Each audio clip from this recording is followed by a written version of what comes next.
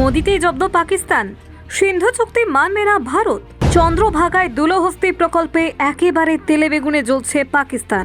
পাকিস্তান বলল, দখলদারি বরদাস্ত করব না। চন্দ্রভাগায় জলবিদ্যুৎ কেন্দ্রের অনুমোদনে হুঁশিয়ারি ক্ষুব্ধ পাকিস্তানের। পহেলগাঁও হামলার পর জলযুদ্ধে করা নয়াদিল্লি।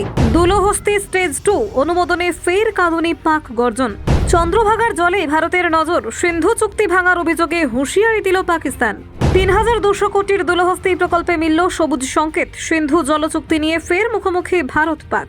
জলবিদ্যুৎ প্রকল্পে মোদি দিলেন ছাড়পত্র। একতরফা দখলদারি অভিযোগে পাকিস্তানের ক্ষোভ চরমে। ভারতের সিদ্ধান্তে কূটনৈতিক চাপে ইসলামাবাদ। পশ্চিমমুখী নদী ঘিরে নতুন সংঘাত চরমে। দুলহস্তি স্টেজ 2 নিয়ে হুঁশিয়ারি পাক বিদেশ মন্ত্রকের। জলে জ্বালা আর স্থলে গর্জন। দুলহস্তি প্রকল্পে ভারত এগোতেই প্রতিবাদে নামল পাকিস্তান। কিন্তু এভাবে কি আর ভারতকে আটকানো যাবে? দেখুন, ভারত সিন্ধু জলচুক্তি মানবে না। পহেলগাঁওয়ে জঙ্গি হামলার পরে এমনই ঘোষণা করল নয়াদিল্লি।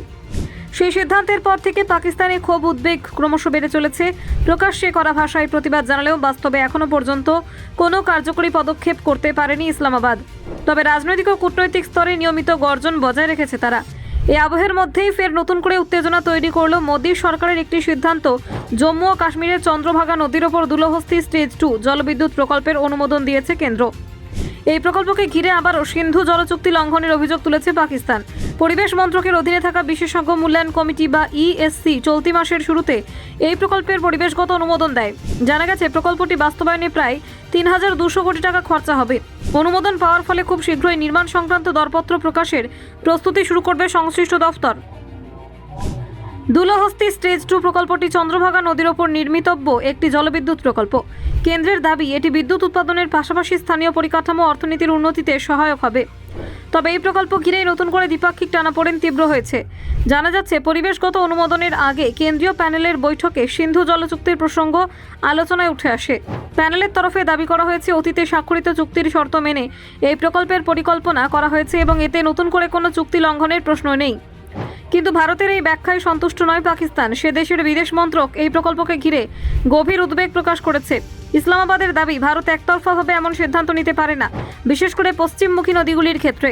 পাক বিদেশ মন্ত্রকের মুখপাত্র তাহির হোসেন আন্দ্রাবি বলেন, তারা বিভিন্ন প্রতিবেদনের মাধ্যমে দুলহস্তি স্টেজ 2 প্রকল্পের কথা জানতে পেরেছেন।